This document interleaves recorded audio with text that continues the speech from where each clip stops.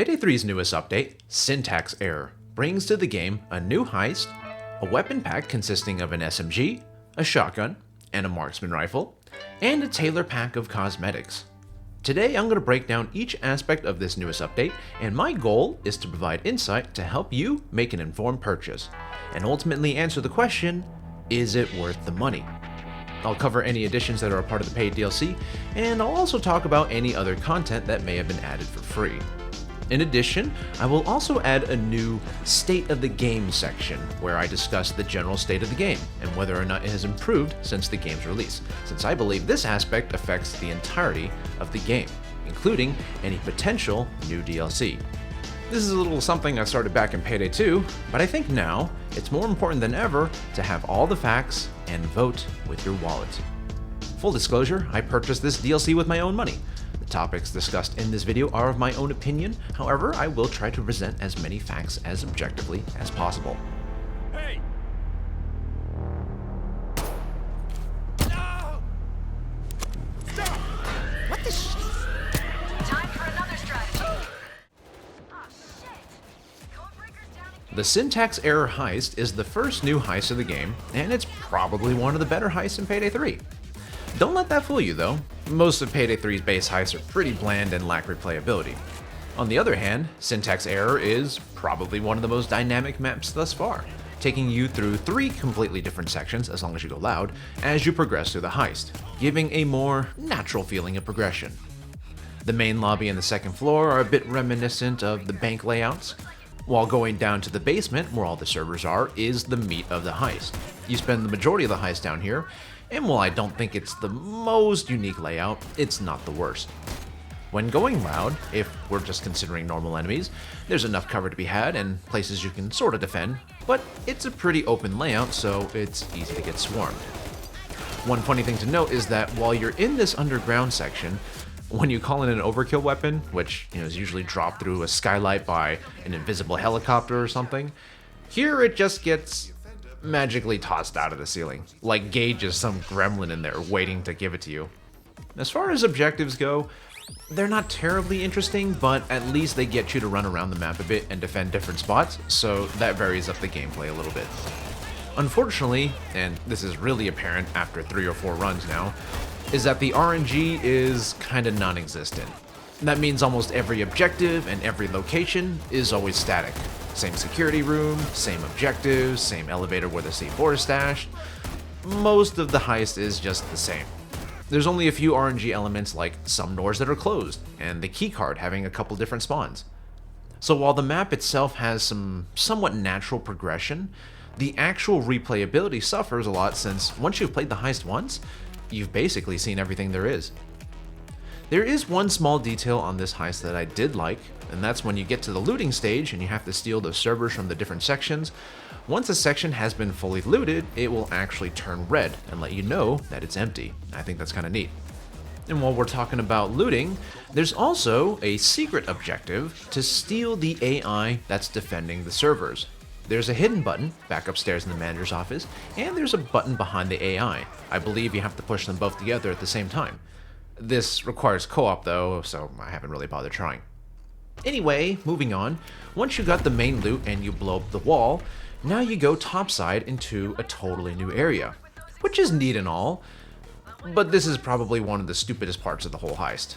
Your new objective is to signal the helicopter and escape, but to let it land you have to quote-unquote clear the park of cops, and Shade will even tell you that you need to clear the landing zone.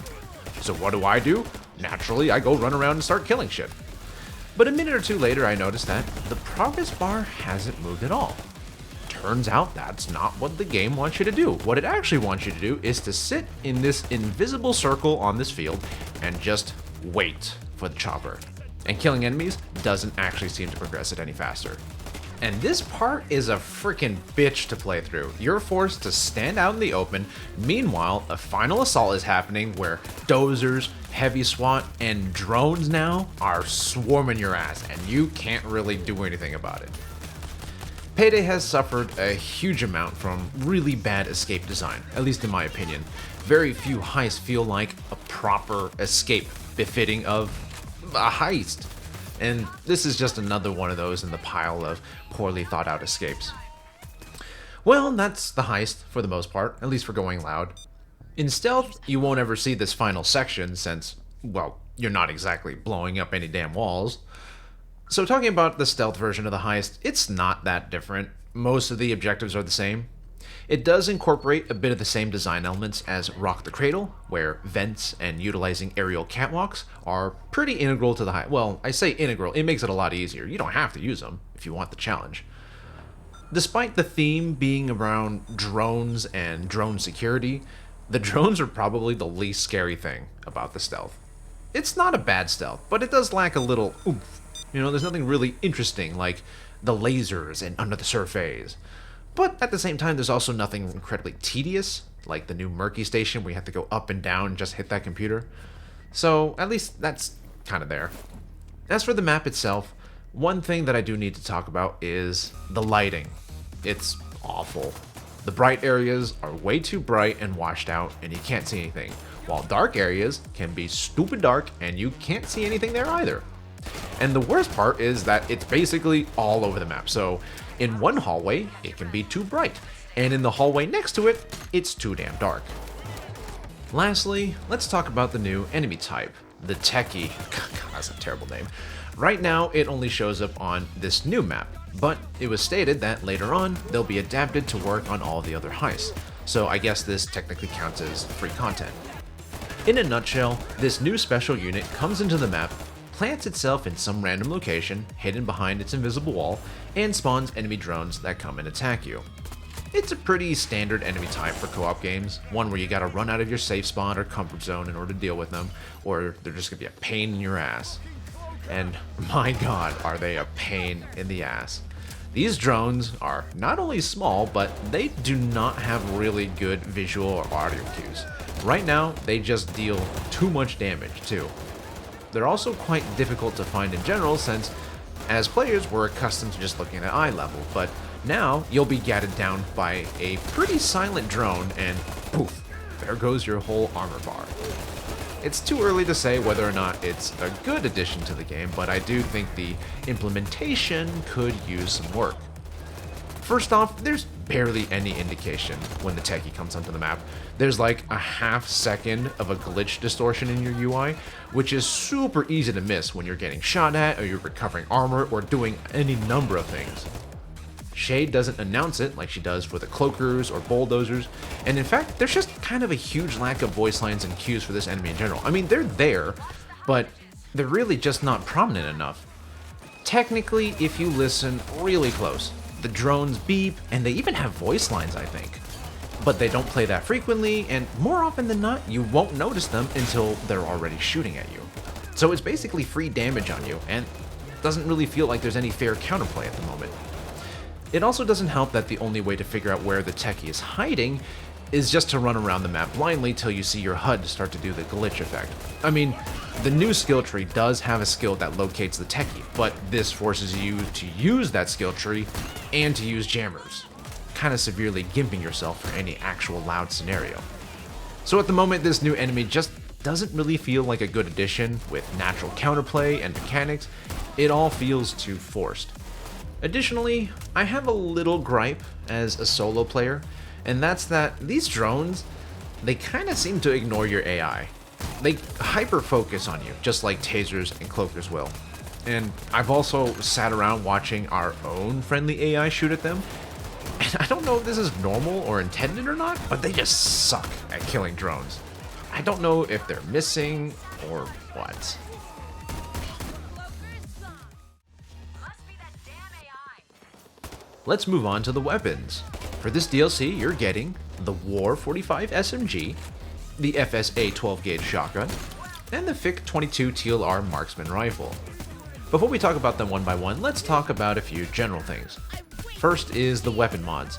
Unfortunately, there are only 3 new unique mods: a vertical grip for the shotgun, a stock for the SMG, and a hollow sight for the marksman rifle. That's it.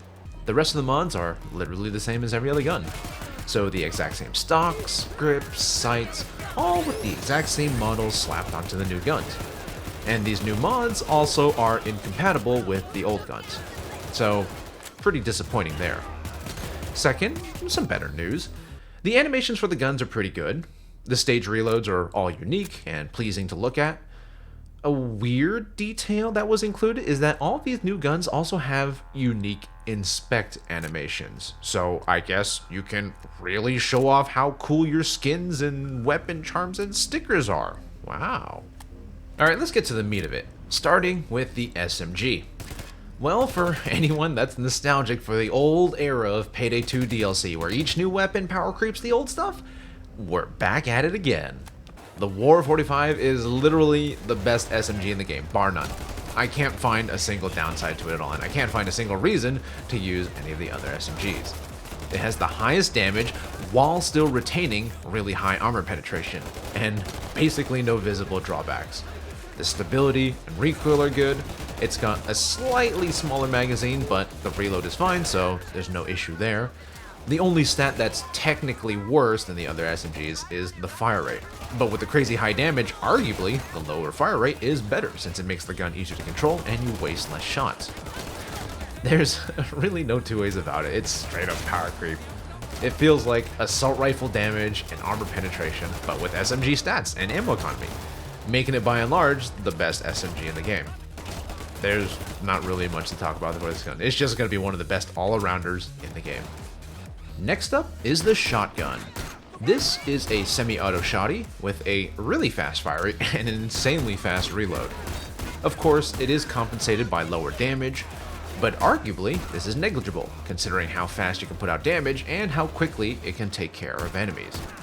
With edge and cutting shot, it has the potential to one-shot all normal enemies. However, it's probably the most inconsistent shotgun in that regard, and heavy SWAT will also still need a minimum of 2 shots every time. It has a much shorter range than the other shotguns. However, it feels like none of the downsides really matter because the ammo sustainability is so good that you can just kind of spam your shots like crazy and still always make back your ammo as long as you can kill a couple guys in at least 1 or 2 shots. It's very much like the Grims were in Payday 2, or at least it feels that way. It's also really effective against specials, especially bulldozers. It's kind of surprising. You melt their faceplate with this gun, and it's stupid effective on them compared to the other shotguns. Hell, even compared to a lot of the other guns in general. To me, this new shotgun makes the pump shotgun absolutely obsolete, and quite possibly also competes with the double barrel in terms of sheer effectiveness. While it's hard to say that it's outright better or worse, I do think that this new gun is much easier to use than the other shotguns. It's much more forgiving if you miss, and it has a really fast reload. So at that point, even if the double barrel is technically more efficient, I kind of find it hard to justify using over this new shotgun. Finally, let's take a look at the Marksman Rifle. This is a weak single-shot rifle, so unlike the M14 and the Sniper, which can easily one-shot, this new gun can only ever kill with a minimum of 2 shots, but at least it's almost always 2 shots. Like the semi-auto shotgun, the weaker damage is compensated by a number of factors, including a larger magazine and much better ammo pickup. I have almost no problems with ammo sustainability, so you can be very spammy with it and still maintain good ammo. Again, like the shotgun, it does have a shorter effective range before damage drop-off, so you can't use it in the same way as the other marksman rifles. And while the armor penetration isn't awful, it does still sport really low damage in general, so you need to be going for headshots at all times, or else it's not going to be very effective. This probably is the most balanced gun of the pack, and I don't think it's bad by any means, but I also find it much harder to use. For a marksman rifle that can't really one-shot, you need to be really spammy with it, and to do so means you have to deal with a lot of recoil and bloom mechanics that make your gun slightly inaccurate, which is a lot more punishing here than if you were to just use a regular assault rifle. Like the other marksman rifles, it also has many of the same downsides, such as an abysmal hipfire. Realistically, it's hard to beat the M14, which has satisfying one-shots and does everything you would want out of a marksman rifle, but I suppose it's unfair to compare this gun to that when it's literally one of the best guns in the game.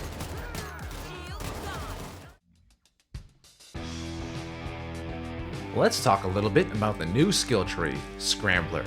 This is one of the freebies of the DLC, meaning anyone can use it, so for that reason I won't go too in-depth. Essentially what it does is it increases the usability and functionality of your tools, that is ECMs, microcams, etc. Mainly your ECMs though. You can get rushed from using ECMs, you have an ECM feedback type skill where enemies get stunned when you shoot at them, and you can also pick gadgets back up that haven't been consumed. Honestly, some of it sounds like it could have some use for stealth, but I don't really see myself using it that much. Much of the stealth in this game has just been designed around other skills, and ECMs haven't had much of a place outside of a very few specific scenarios. As far as loud combat capability, to me, tools just feel clunky to use and don't really feel all that effective, so I find it hard to justify putting my skill points in there when I could be getting other stuff instead. Of course, a part of this DLC is the Tailor Pack, a combo of masks, suit skins, glove skins, and weapon stickers and charms, or weapon sticker and charm. This is the one area where what I say doesn't really matter since cosmetics are purely subjective and you can decide for yourself what is worth buying. Here's a quick look at each of the suits, mask, and glove skins, and there's also a USB charm and a sad face computer for a sticker. Before we get to the prices, it's important to note that you don't have to own the heist to be able to play it. If you have a friend that bought it, you can join their host and play the heist for free. But first, your friend has to buy it. And there's no sugarcoating this, these new DLC prices are insane, in the bad way. So here are the different offerings. If you buy them separately, the heist is $10, the weapon pack is $6, and the Tailor Pack is $5. However, if you buy the Syntax Error Bundle, which gives you all three of those mentioned, it costs $18. Or you can even get the Gold Edition of the game, which, unfortunately, if you bought just the normal edition of the game, there is no way to upgrade to either Silver or Gold at this time, at least I think so. So that costs $90. $40 for the base game means that the first 4 DLC in the Gold Edition is worth $50. Divide 50 by 4 different DLC, and that means that the Syntax Error DLC is worth $12.50. Finally, let's discuss the current state of the game. The biggest and most substantial changes since the game's release is the changes to the leveling system. In addition to challenges, you'll now also gain EXP for heist completion, as well as bonuses for doing it in stealth or securing all the bags. However, these bonuses are pretty small and act merely as supplemental EXP.